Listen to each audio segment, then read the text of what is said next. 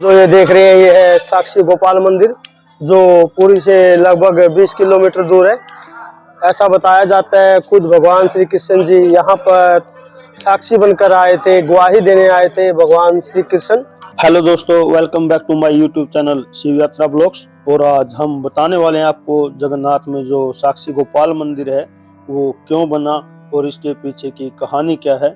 चलो शुरू करते हैं। ऐसा बताया जाता है इस गांव में एक गरीब लड़का रहता था जो बहुत ही गरीब था, और वो जो इस गांव का मुखिया था जो अमीर था उसकी लड़की से प्यार करता था, लेकिन उनकी गरीबी और अमीरी के कारण उन दोनों की शादी नहीं हो पा रही थी। तो बूढ़ा ब्राह्मण जो मुखिया था वो एक बार वृंदावन जा रहे थे, तो उसी यात्रा में वो लड़का भी शामिल था।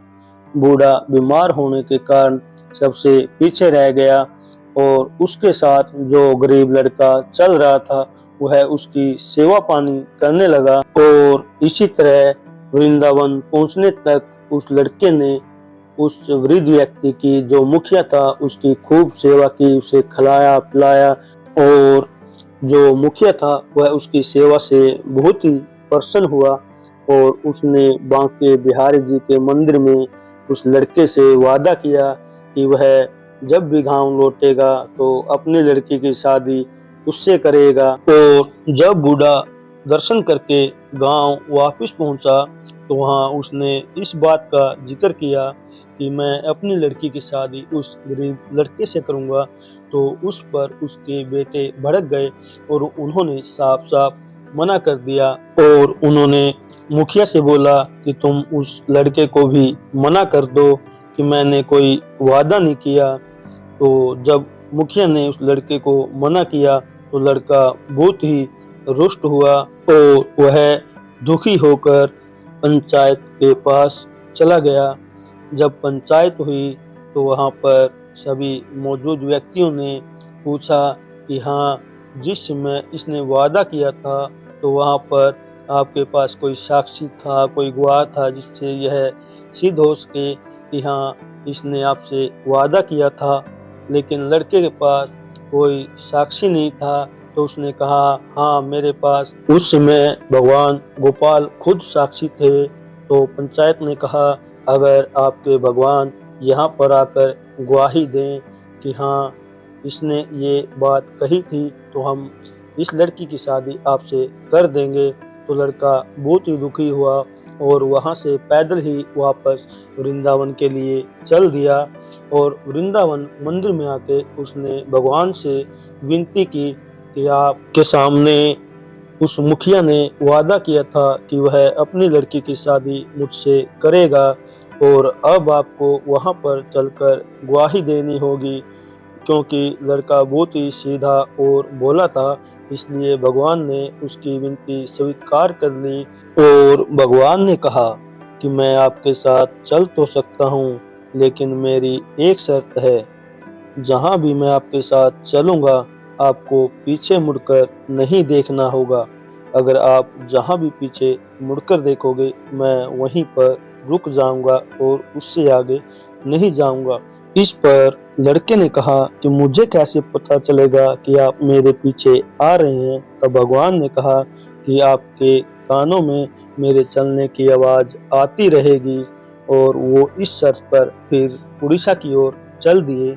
जब वो गांव के समीप पहुंचे तो वहां पर समुद्र की बालू रेत होने के कारण भगवान के कदमों की आवाज़ उस लड़के के कानों तक नहीं पहुंच पा रही थी। तो लड़के ने वहां पर जैसे ही पीछे मुड़ के देखा तो भगवान वहीं पर स्थिर हो गए और भगवान ने कहा इस शर्त के मुताबिक मैं यहाँ से आगे नहीं जा सकता। तब लड़के ने कहा तो मेरी गवाही का क्या होगा। तब भगवान ने कहा कि आपको गांव वालों को यहाँ बुला लीजिए, मैं यहाँ पर उनको गवाही दूंगा। तो पूरे गांव को वहाँ पर बुलाया गया और भगवान श्री कृष्ण ने कहा हाँ, इस बूढ़े व्यक्ति ने मेरे सामने इस लड़के से वादा किया था कि वह अपनी लड़की की शादी इस लड़के से करेगा। तब गांव वालों ने मान लिया हाँ, इसने वादा किया था और उस लड़की की शादी उस लड़के से कर दी। तब से यहाँ पर साक्षी गोपाल जी का मंदिर बनाया गया और गांव वालों द्वारा यहाँ पर इस मंदिर को बनाया गया। और तब से पता चला कि हाँ, अगर कोई व्यक्ति सच्चा है या कोई दुष्ट कर्म करता है तो उसको कोई देखे ना देखे, लेकिन वो भगवान जरूर देखते हैं। वो इसके गवाह होते हैं, साक्षी होते हैं कि हाँ, आपने अच्छा किया या बुरा किया।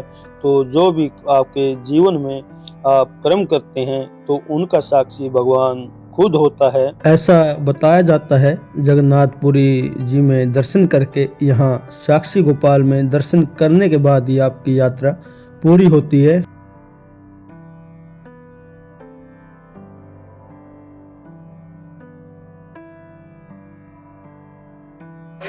ये इसी के पास में बना हुआ है श्री राम मंदिर, और आप यहाँ आए तो यहाँ श्री राम मंदिर के भी दर्शन जरूर करें।